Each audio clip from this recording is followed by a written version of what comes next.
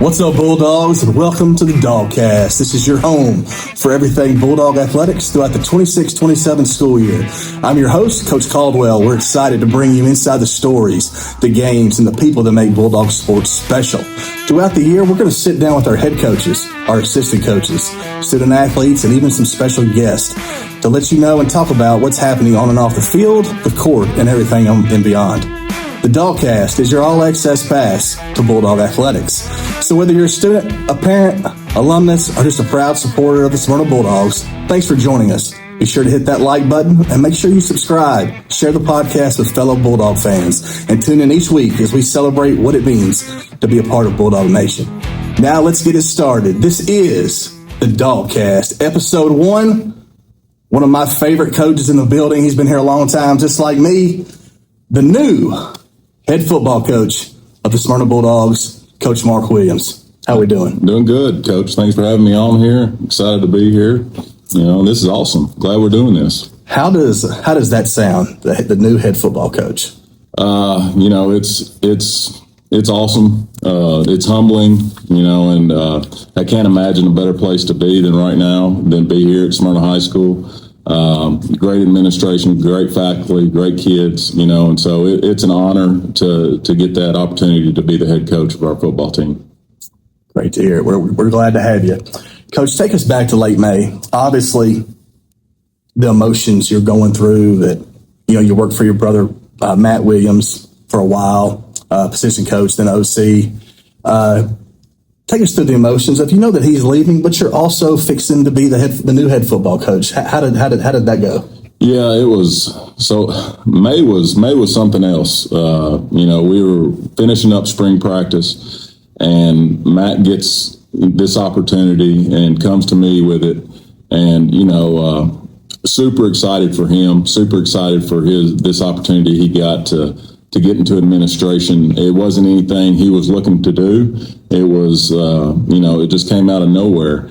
And he and I had several talks, you know, about if he took it, if he was going to leave, you know, what could happen. And, you know, there was a lot of emotions. You asked about emotions. It was bittersweet. You know, it's somebody that, you know, he was a mentor of mine, you know, early on in my career. You know, and just getting to coach with your brother is awesome. You know, we're both cut from the same cloth, you know, have our same ideas about things, how we go about our profession. And, but it was bittersweet to see him go, but also at the same time, like I said, I was happy for him. For myself, I'm ecstatic about it, you know, to get to be the head coach of a great program that is respected all throughout the state, you know, and it's very humbling, like I said before. Yeah. You don't really see many coaching changes in a time like May. You know, most of the times those come from late December, January, February. We have time to go through spring practice. And even though you're in the program, you're right. What are some of the challenges it is to taking over a program so late? You know, like you said, you know, having already been in the program and knowing all our kids, knowing all our coaching staff for the most part, it made that transition easier, you know. But just like any head coach, you know, you want to put your stamp on things. There's certain things that you want to get done. That's slowly evolving as we move along. But yeah, you know, you're right there at the end of spring. You're fixing to go into summer workouts, you know, and it's a hectic time. Kids are getting out of school, you know, and you know, coming up for weights and stuff during the summer, which you're seeing them for a limited amount of time. It's not like when you're in school. So, you know, we had some individual team meetings where, you know, we got some things set in stone, you know, and we're just moving along slowly. But, you know, not a lot has changed, Chad. Not a lot has changed. We're still who we were. You know, all the coaches that we have on staff still understand our roles, still understand our goals. Our team understands our goals, what we're striving to do. And so, you know, as far as any transitions that could have happened, this was pretty easy. Good. You were the OC for the last few years. Mm-hmm. Now you're the head man. Yeah. All right. Talk to us a little bit about who's going to be the new OC. Any changes to the offense, if we can expect any? Right. Yeah, when I took over as head coach, there was obviously going to be some changes in, you know, who's calling offenses, or who's calling the offense, position coaching changes, just because you took me out of a certain spot, and so that needed to fill that void. But immediately I went out and reached out to a colleague of mine who's coached here before, Ben Kuhn. Most recently was the head coach at Wilson Central. Before that was offense coordinator at Green Hill, and before that he was our offensive line coach here at Smyrna for several years. And so just had a great working relationship with Ben over the years.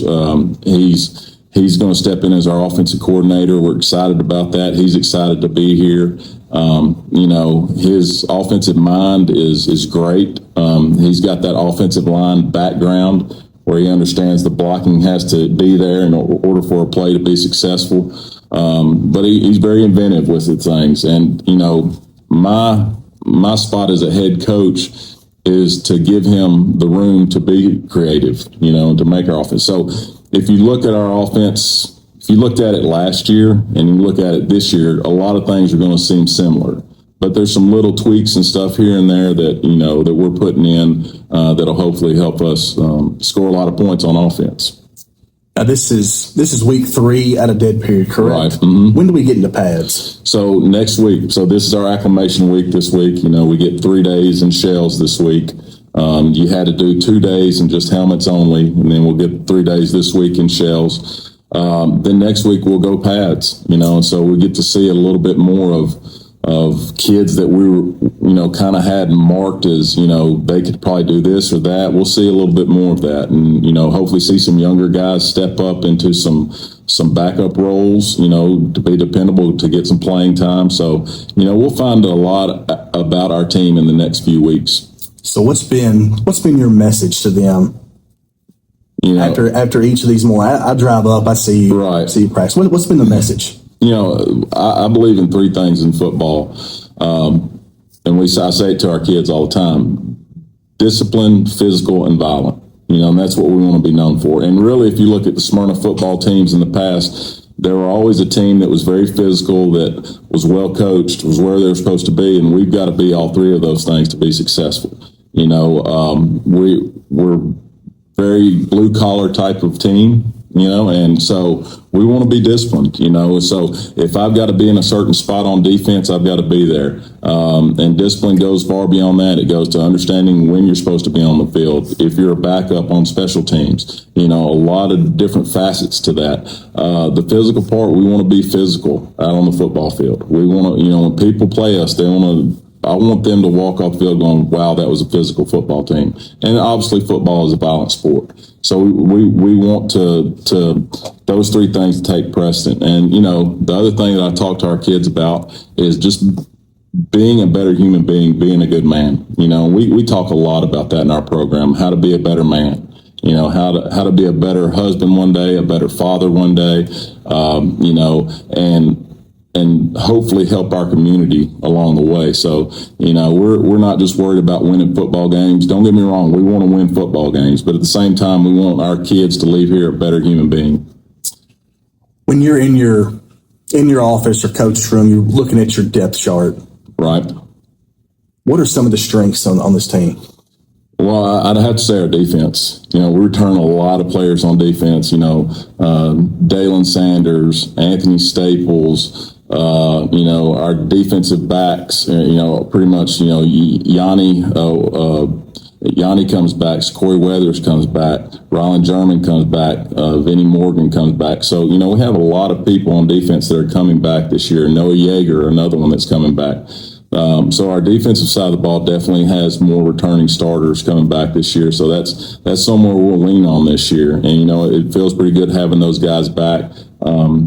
Just in practices, going through drills, going through certain phases of our practice. Those guys know how to do it. They've been there. They understand the calls. They communicate well. So, and we've got to improve on some things on that. But, having those guys come back on defense is a huge plus for us. Coach, you've been here for a while, just like myself. Yeah. You had a son go here, Breck. Yeah. Played 4 years of football. Mm-hmm. What makes Smyrna, coaching at Smyrna, what makes that place special? It's the people. It's the people.